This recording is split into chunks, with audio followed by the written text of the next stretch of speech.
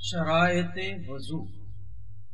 صحیح وضو انجام دینے کے لیے اس کے شرائط کی رعایت ضروری ہے۔ جس پانی سے وضو کیا جا رہا ہے اسے پاک ہونا چاہیے۔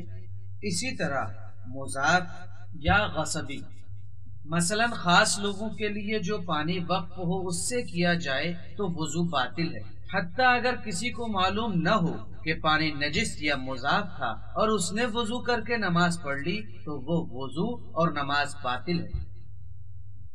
وہ برتن جس میں رکھے ہوئے پانی سے وضو کیا جائے اسے مباح ہونا چاہیے، یعنی اس کے مالک سے استعمال کی اجازت لے لے۔ اسی طرح آب وضو کا برتن سونے یا چاندی کا نہ ہونا چاہیے۔ اعضائے وضو کے شرائط میں سے ایک شرط یہ ہے کہ وہ پاک ہوں، لیکن جس عضو کو دھویا یا مسح کیا جاتا ہو اگر دھونے یا مسح کرنے کے بعد نجس ہو جائیں تو وضو صحیح ہے، لیکن یہ خیال رہے کہ نماز میں پورے بدن کا پاک ہونا ضروری ہے۔ اسی طرح اگر وضو کے وقت اعضائے وضو کے علاوہ کوئی عضو بدن نجس ہو تو بھی وضو کیا جا سکتا ہے۔ وضو کے شرائط میں سے ایک شرط یہ ہے کہ اعضائے وضو پر پانی پہنچنے سے روکنے والی چیز نہ ہو، لہذا جو چیز پانی پہنچنے میں رکاوٹ بنے، مثلا مادہ ہونے کی صورت میں جیسے ڈاٹ پین کی روشنائی اور گوندھا ہوا آٹا، چونا، تیل، تارکول اور کیچڑ وغیرہ، تو اسے وضو سے پہلے پاک کر لینا چاہیے۔ البتہ بدن پر بنے ہوئے ٹیٹو اور سفید رنگ جو چونا کاری کے بعد بدن پر ہو تو اسے وضو کا پانی پہنچنے میں رکاوٹ شمار نہیں کیا جاتا، لہذا کوئی حرج نہیں ہے۔ اگر بعد وضو یا بعد نماز یہ پتہ چلے کہ اعضائے وضو میں سے کوئی عضو نجس تھا یا اس پہ کوئی رکاوٹ موجود تھی تو وضو اور نماز باطل ہے۔ اسے نجاست یا رکاوٹ دور کرنے کے بعد وضو کر کے دوبارہ نماز پڑھنی ہوگی۔ جو شخص وضو کر رہا ہے اسے خدا کا قرب حاصل کرنے یا خدا کے حکم کی اطاعت و فرما برداری کی نیت سے وضو کرنا چاہیے، لیکن اگر اس نے دکھاوے یا ٹھنڈک حاصل کرنے یا تفریح کے لیے وضو کیا تو وہ وضو باطل ہے۔ البتہ یہ ضروری نہیں ہے کہ نیت کو حتماً زبان سے ادا کرے، بلکہ دل میں قربت حاصل کرنے کا ارادہ ہی بہت ہے۔ جو شخص خود وضو کر سکتا ہو اسے کسی دوسرے کی مدد نہیں لینی چاہیے، لیکن اگر کوئی دوسرا صرف پانی ہاتھ پر ڈال رہا ہے تو اس کا وضو باطل نہ ہوگا، لیکن یہ عمل خود مکروہ ہے۔ لیکن اگر کوئی شخص خود سے وضو نہیں کر سکتا تو جتنا وہ خود نہیں کر سکتا اس میں دوسرے کی مدد لینے میں کوئی حرج نہیں ہے۔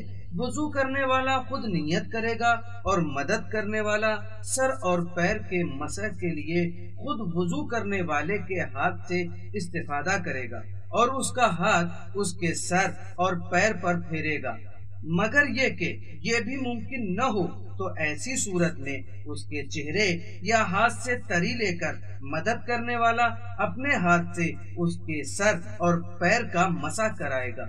کیفیت وضو کی شرائط میں سے ایک شرط یہ ہے اس میں ترتیب کا خیال رکھا جائے، یعنی دھونے اور مسح کرنے کو مذکورہ ترتیب سے انجام دیں۔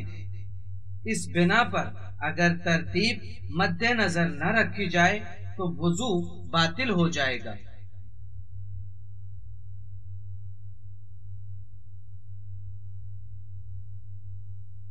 مگر یہ کہ جس جگہ سے ترتیب ختم ہوئی ہے وہیں سے وضو کو مکمل کیا جائے۔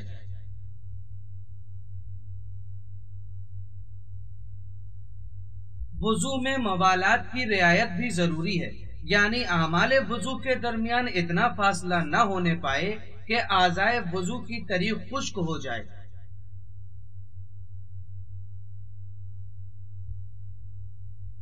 یا بعض مراجع تقلید کے فتوے کے مطابق آدمی وضو کی حالت سے خارج ہو جائے۔